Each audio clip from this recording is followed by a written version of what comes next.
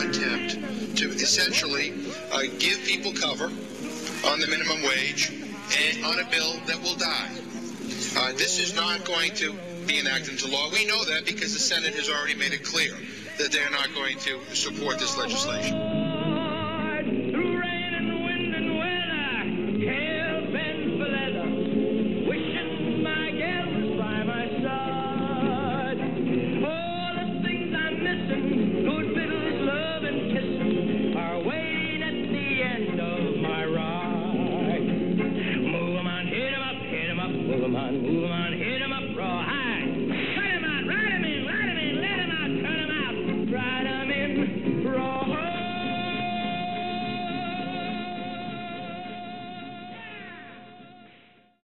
I'm Jeffrey Callison. Many cities have passed living wage laws to try and raise the incomes of low-wage workers.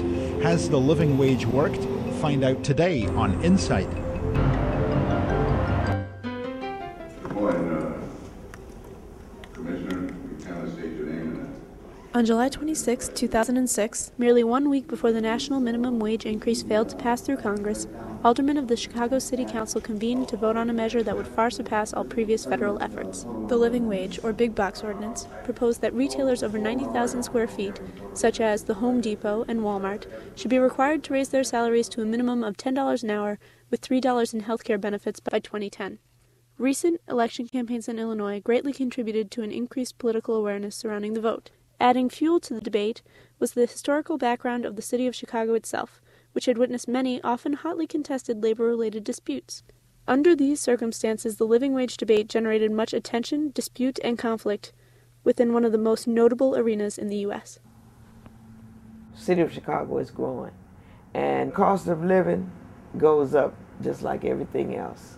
Kmart, Walmart, they can do a lot better than what they're doing. They can do a lot better than what they're doing. And why should we keep on feeding their pockets, you know, when we need it here? And it's desperately needed here. Have you noticed how housing prices has gone up? Have you noticed how car payments have gone up? They're even going to pay you less than $300 a week, and you're supposed to live off of it and pay your rent and so forth like that. It's just unlivable. Our children don't grow up aspiring to these things because they don't know any other. The living wage ordinance came up. Now that was a tough one. Here I am with the only Walmart store. I had to advocate for Walmart to come in. And now they decide to put in a living wage just at the time when we're trying to create opportunities. How in the world could you have a full-time job at Walmart, work 40 hours, which you never get, then go to another job? Where does the time go for you to spend with your children? If you don't make it a livable wages in here, in the city of Chicago, far as I can see, we're going to have a whole lot of chaos here. We're going to have a whole lot of everything, because who's minding the children while we have to have 2 or 3 jobs to hold up our households and everything? Lavertus Harmon. I went to the school, I graduated from the school, LeClaire Hurst, LeClaire Lamont, however you want to say it. It's a beautiful school. We just be kicking it around here, chilling, you know what I'm saying? Make sure all the kids go to school, you know, good neighborhood. They got all gravy around here.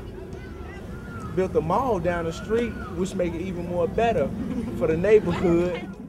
I knew my community supported Walmart. There were no doubt ever in my mind. Even though we had the first Walmart, there were over 15,000 applicants who applied for Walmart at my store.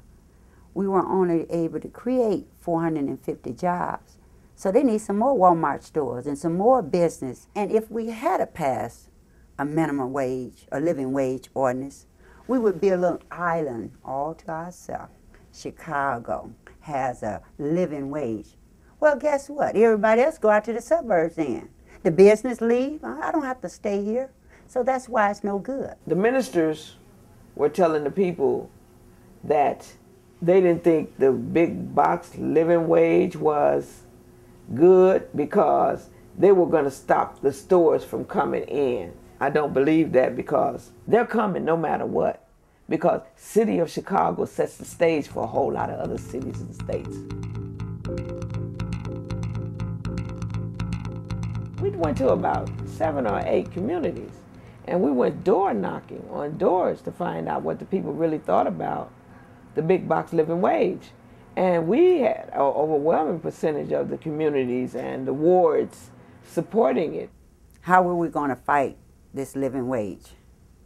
So in meeting with my group, we had one of the ministers who came up with this slogan, "Don't box us out." They ain't gonna box us out. And so we ended up using T-shirts. So when it came up for the vote, they started getting together and they would come down for these hearings. Whenever it came up, it was "Don't box us out" versus "We want a living wage."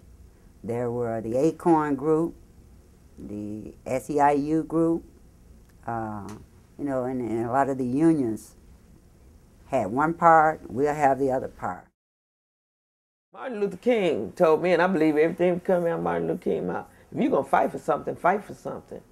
You know, and I'm not talking about physically fight. I'm talking about get out there and march and raise your voices and tell them what you need. If it's on the right side, you're on the right side. We went through this battle for months. We ended up losing the vote.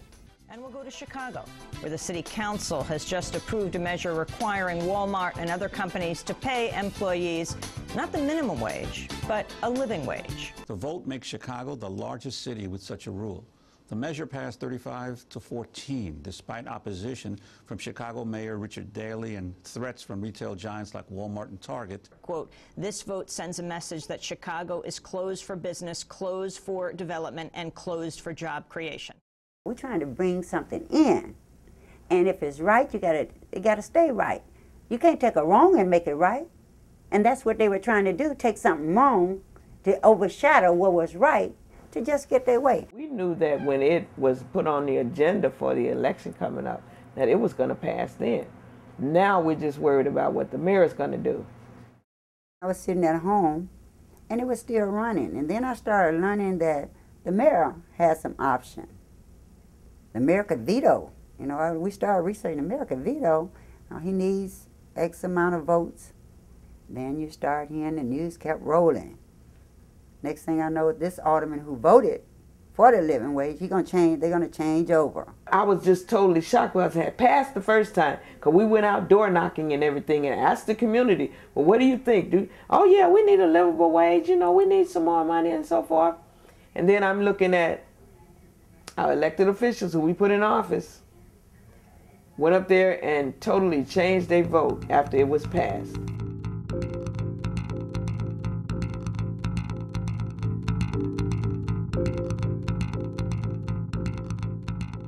But I just thank God that the mayor saw fit to veto.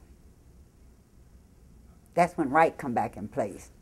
You know, the wrong done took us out, but thank God he had the courage and the wisdom and the knowledge as representing the city of Chicago to stand up for all of us, to allow us to be able to get those stores and those service in our community. And I tell you, that was to me, it was a happy day. I'm a fighter for what I believe in, you know, and I won't sit down until I see that the things are done that need to be done. That should be negotiation taking place in terms of a living wage, where it should fall at the federal government. Now, if they couldn't do it from there, why were we fooling with it here in the city of Chicago?